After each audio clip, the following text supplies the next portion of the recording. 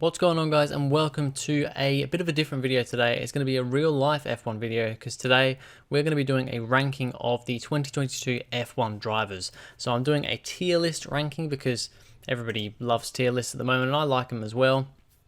I was going to do a bit of a different thing, but I've decided to go down the route of the tier list because it's a little bit easier, and you can see on a list here where I rank these drivers. Now, I'm ranking only the 20 drivers that actually had full-time drives in 2022, so no Nico Hulkenberg, no Nick De Vries, anyone like that. And basically, we've got 6 categories here. So at the top, we've got legendary, then we've got great, then good, all right, not good enough, and the worst. The worst is set for one particular driver, which we will get to. But yeah, those are our 6 categories, our 6 tiers we're going to be going through, and I'm going to be ranking them based on how I think they've done this season, taking into context the car they've got, the team they're in, their experience in Formula One, past form, and everything like that.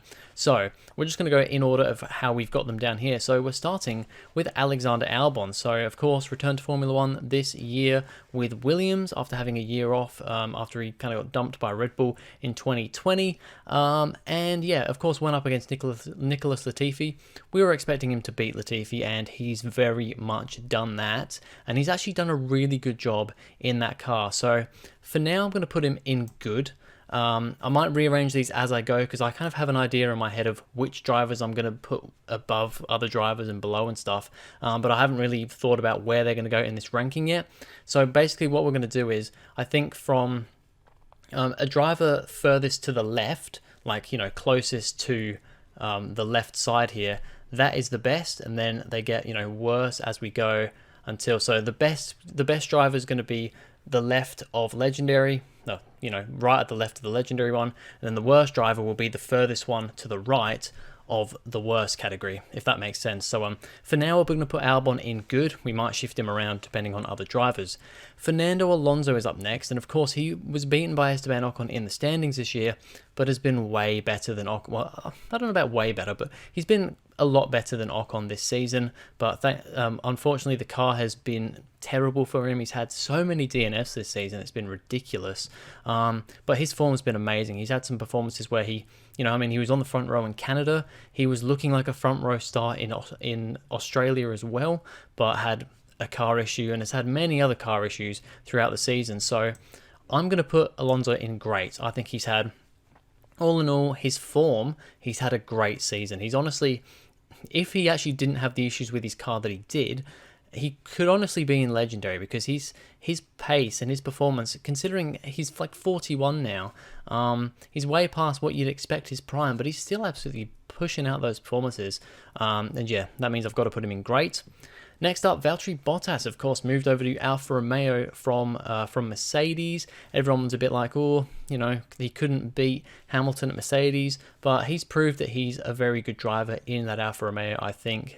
He's really done a good job, especially at the start of the season when the Alfa Romeo was a much better car. Second half of the season, the car's really gone off quite a bit, and, Bottas hasn't really performed as well either. Zhou's caught him up quite a lot in that final part of the season. But I am still going to put Bottas in good, and I'm going to put him ahead, if I can.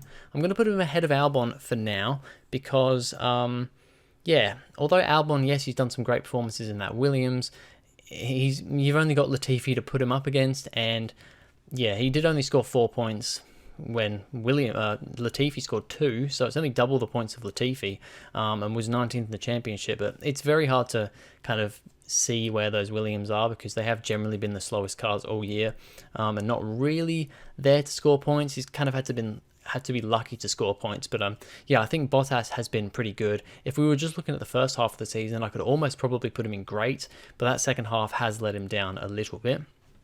Now, Pierre Gasly is an interesting one. Of course, the last two seasons, I'd say, since he returned to AlphaTauri after losing out his seat in 2019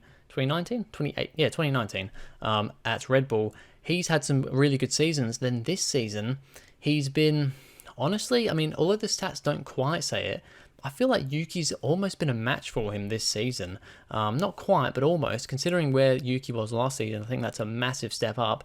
And Gasly, I think, has also just taken a big step down. The AlphaTauri's also not been a good car this season. But yeah, all in all, I'm going to put Gasly in all right. I really, for what I expect from him, it's not been what I expect. Usually he's up there in like the great category, the front of the great category as well. But yeah, this season the car hasn't been there. Gasly, I think, has just been making a few mistakes, and I think he's just kind of been on his way out, to be honest, of that AlphaTauri team, and it's showed a lot of the time. But yeah, he's done all right, I suppose, considering the car. Now, Lewis Hamilton. Hamilton's also had a bit of a weird season. Hasn't won a single race this season, which is actually, it's kind of devastating because he's won in every season since he started in Formula One in 2007. This is the first year where he hasn't got a win, and his teammate did get a win.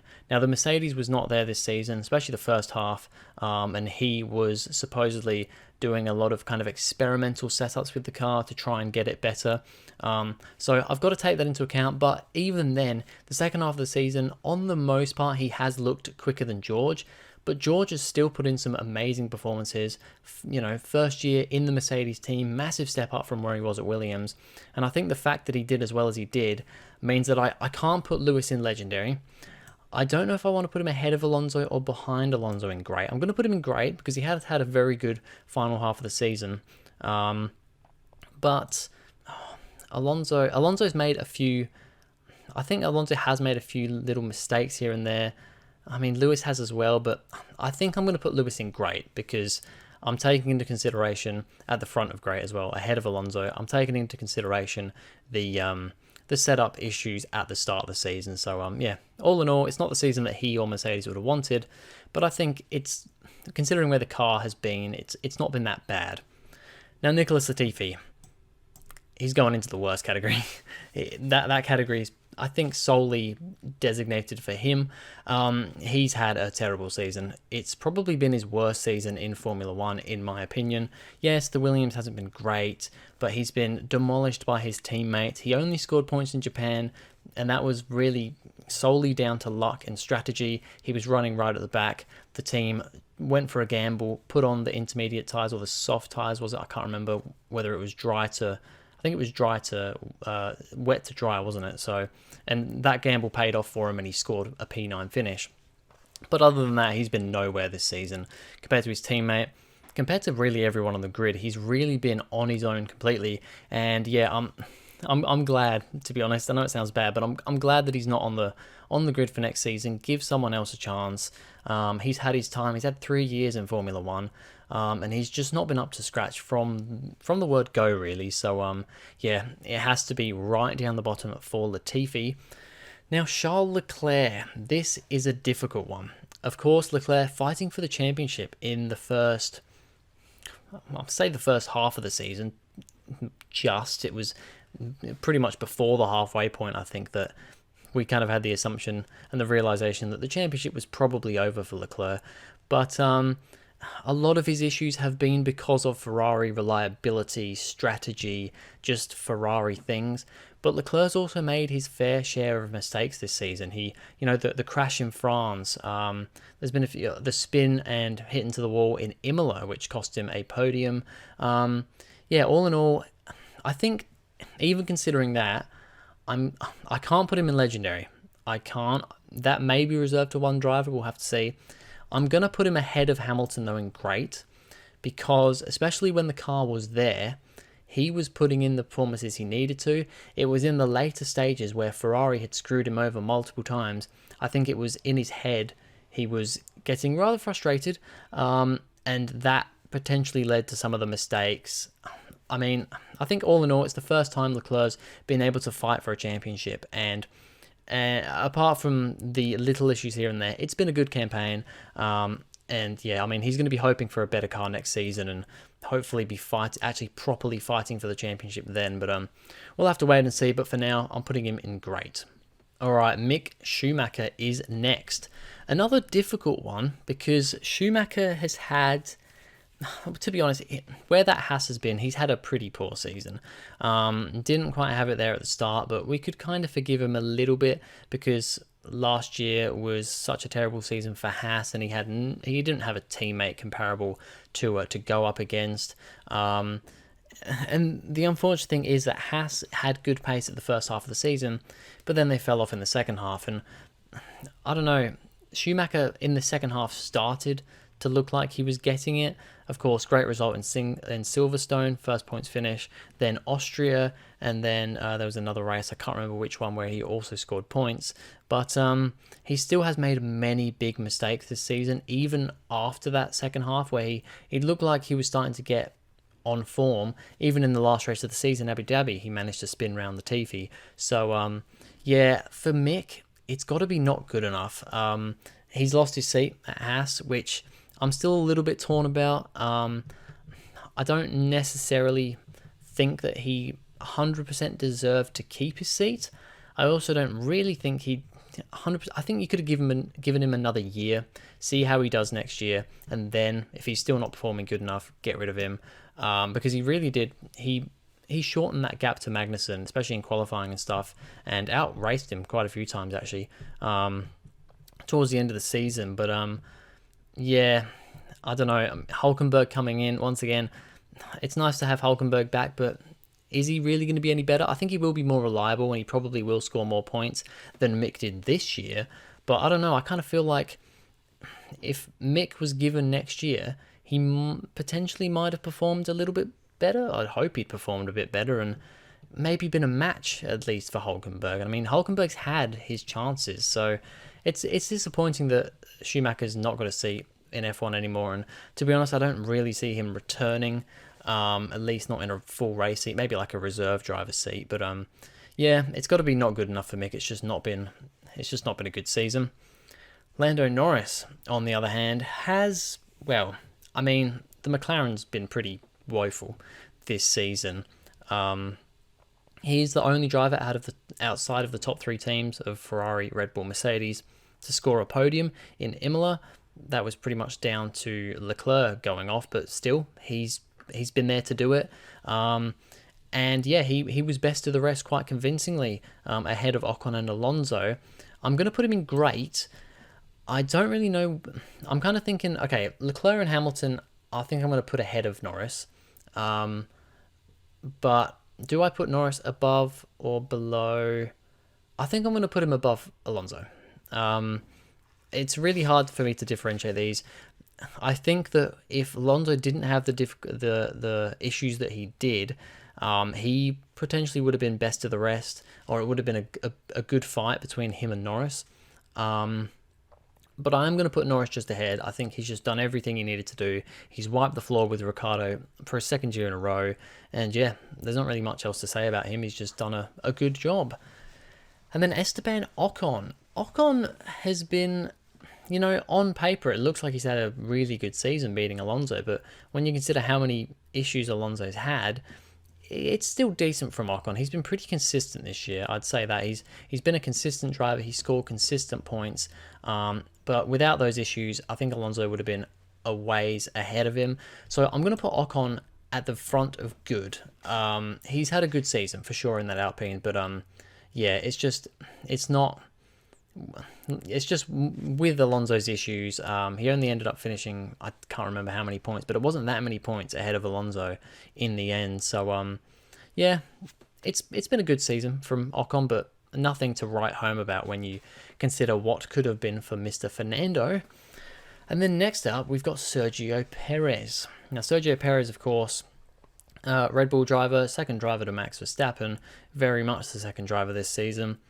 At the start of the season, looked like he almost had the better of Max in some races. I'm thinking Monaco, Jeddah before a bit of an unfortunate safety car kind of screwed over what could have been and what was probably going to be a race win there. Pole position as well, which was great for him. And then he's had little moments throughout the season. Of course, Singapore managed to get the win.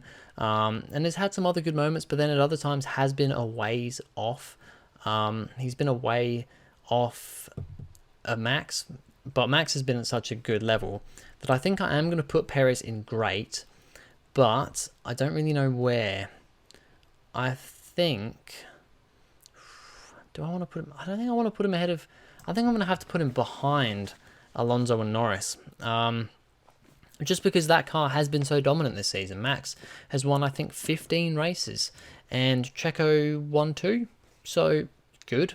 I mean, it's his best season win-wise, but they had the best car this season. So, especially for the second half. So, yeah, it's been good. He's done his job, but ultimately I think he needs to step it up a little bit more. But to be honest, it's probably what Red Bull want from him anyway, because he's managed to deliver the points, get them the Constructors' Championship, and that's all they really need. They're happy for Max to win, for Checo to just take a step back, and yeah, just do the job he needs to do. Now, Daniel Ricciardo, good old Danny Rick, of course, leaving Formula One. Well, he's been booted out of Formula One. He's taking a reserve driver role back at Red Bull next season, but for this year, I'm going to have to put him in not good enough, and I'm going to actually put him behind Mick, because I think in the context of, yes, Mick's had a lot of crashes, a lot more crashes, and just generally not great this season, but pace-wise, I think Mick's been closer to Magnussen on average throughout the season, and also you just expect more from Daniel Ricciardo, and he's really not performed these last 2 years. We thought that last year was maybe just a one-off, and this year he would come back strong, kind of like he did at Renault. But unfortunately, it's just not happened. He's had a worse season this year than he did. I think Lando finished with like 113 points or something. Daniel Ricciardo had like 36 or something like that. It was a ridiculous deficit. And yeah, I'm hoping that it was just the car that he couldn't get to grips with, and that maybe he can come back in some form, or, you know, do the tests and the reserve stuff with Red Bull, show that he does still have it, and maybe there's a chance for him later on. But I don't know. I really don't know. I love Daniel Ricciardo, but he's had a very tough couple of years. Now, George Russell, Mr. Consistent for sure this season, especially the first half of the season. Yes, he had that little blip where he had a few races where he was knocking people out. I'm thinking mainly Sainz in America. Yeah, not great there, although Sainz did kind of harshly turn on him. I will defend Russell a little bit there, but it was still, I think, majority Russell's fault. But he's honestly had the pace with Hamilton, sometimes the pace over Hamilton this season, even when Hamilton hasn't been, you know, supposedly using experimental setups. So, although there was those little blips here and there, he's beat Hamilton in the championship. He's done a bloody good job for his first season in Mercedes against the 7-time world champion, that I've got to put him at the front of great. I'm going to have to put him ahead of Leclerc, because I think Russell has made less mistakes than Leclerc this season. And yes, he's not had the pressure of having to fight for a championship with Mercedes, but he's had the pressure of having to go up against Lewis Hamilton, and has beaten Lewis Hamilton, and that's not something that happens very often. I think it's happened twice before. So, yeah, I think Russell, all in all, he gets a bit of flack recently, but I think he's done a great job in that Mercedes this year. Next up, Carlos Sainz, another interesting one, because first half of the season seemed to be flailing around a bit. The Ferrari had the pace, was probably the quickest car on the grid for a lot of that first half, or at least was right there with Red Bull. Leclerc was putting in the performances and fighting with Max. Sainz was kind of floundering a bit further behind. I was going to say usually behind Checo, because Checo had a better start to the season, but I don't know. There was glimpses of good stuff from Sainz, and then moments where he was just way off it. I mean, there was the times where he went off into the gravel twice in 2 races. He just had a poor start to the season. Silverstone came around. He, of course, got his first pole position, which was fairly well deserved, although Max did have a bit of a wonky lap, and I think Leclerc did as well. But hey, Sainz, he put in the goods when he needed to, so fair enough. And then the race win, yes, his maiden race win, he's owned the race win of the season. And yes, I wouldn't say it was 100% deserved, because basically Ferrari screwed over Leclerc by sticking him on the hards. That pretty much gave Sainz the gap that he needed to win the race. Otherwise, I think Checo and Lewis Hamilton were going to come through and win. One of those was going to win, probably Checo, I reckon. So yeah, very opportunistic for Sainz.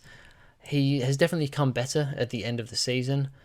He's actually had the pace over Leclerc for a few of the last races. So for me, he's got to sit around with Perez because I think they've both had fairly similar seasons. I think though, because he was quite a way off the pace in that first half, I'm going to put him behind Perez. Once again, this great. I mean, we've got a lot in the great category here. It's difficult to figure out where to put them, but yeah, that's where I'm going to put him for now. Now, Lance Stroll is another interesting one. Has not had the pace over Vettel this year. To be fair, has at moments shown some very good pace and has equaled, if not beaten, Vettel. But Vettel just seems to have gone that extra bit above and beyond to get more points when they're on offer. Whereas Stroll has managed P9s, P10s, but has never really, gone forward for better points. So I'm gonna put him. Do I want to put him in not good enough, or do I want to put him in all right? Because he hasn't been terrible. He definitely hasn't been terrible. Because I'm gonna put him in not good enough, I think, but I'm gonna put him at the front of not good enough. I don't think he's not been terrible. He's been okay. That's about all I can say from Stroll. Next up, Yuki Tsunoda. Pretty easy for me. I'm gonna put him in all right, but I'm gonna put him ahead of Gasly. Now, yes, if I can will it even let me do that? Hello? Please let me put him. Why will you not? There we go. Yeah, he finished behind Gasly in the championship, but I think all in all, he's had a pretty decent season. And yeah, well, I say a pretty decent season. Compared to last season, he's had a pretty decent season. And the fact that it feels like he has been closer to Gasly and has beaten Gasly more than the stats actually say. But yeah, all in all, Tsunoda, I'm going to put him there. Not really much else I can say. Max Verstappen, easy one. He's going up in the legendary category. He's just had a near flawless season. A couple little hiccups here in like Monaco, and I mean he had a spin in Hungary, but it still won him the race. And of course, little issues here and there in like Singapore and stuff, but that was more the team than him. But yeah, Max has had such a dominant season. He really has coped with the pressure. He had that one championship in 2021, which he really fought for. This season, it looked like a good fight at the start with Leclerc, but then it was just Max, Super Max, all the way. And yeah, he took the dub, he took the win, and he's gonna be in the legendary category. Let's try and get through these last ones. Sebastian Vettel, of course, last season in Formula One. He's had, I think, a pretty good final season. Has been a bit all over the place at points, but on the most part, has done a pretty good job. I'm going to put him at the front of good. I can't really put him any higher than that. I think towards the end of the season, he definitely lifted his game. Start of the season, I mean, Australia was awful. He went off in pretty much every single session and had an issue. So yeah, all in all though, Seb's, he's got quite the career behind him, and yeah, it's sad to see him go, but I think he's had an okay, decent enough final season. Zhou Guanyu is also, I mean, it's another difficult one. Do I want to put him in alright, or do I want to put him in good? Because I think Bottas has done quite a lot better than him this season, but he has closed the gap on him in those final few races. So you know what? I'm going to put him in good. I'm going to put him behind Albon and Bottas though. But I think for a rookie season, and considering I wasn't really expecting much from Zhou, I mean, he was in F2 for like, 3 years and never managed to get the title, was only really fighting for it in his final season. I think to do as good as he has against Bottas in this season is pretty good. And then Kevin Magnussen, final driver, Haas, of course, pole position in Brazil, very much luck related, but still, he delivered the goods and he did it. And of course, a great start to the season, Bahrain P5. When the Haas was there, he was putting in the performances. Unfortunately, like a lot of other teams, the car dropped off a bit towards the second half. But I'm going to put Magnussen in, I think I'm going to put it in good. I don't know where though. I don't think I can put him above Ocon. Can I put him above Bottas and Albon? I don't know. He's definitely had some iffy moments, and Schumacher has kind of had the better of him at points in the second half. I think considering that he's just come back from not being in Formula One, I'm going to put him there. I'm going to put him there, in between Bottas and Albon. Kind of difficult to figure out where to put him, but I think that just about sums up Magnussen's season. He's had a decent one, but yeah, considering he was out of the sport for a year, I think it's been a good comeback. But there we go. That is my tier list of the 2022 F1 drivers. Let me know what you think of this list in the comments down below. How would you guys rank these? I'll put a link in the description to this tier list. It was actually one that YouTuber CF Racing had. I don't know if he's created it or if he's just used it from somewhere else, but that's where I got this one from. So I'll link that in the description down below, and go check out CF Racing's YouTube channel. He's a pretty cool YouTuber. But yeah, that's it for this video, guys. Thank you very much for watching. If you enjoyed, please go ahead, like and subscribe, and I'll see you guys in the next video.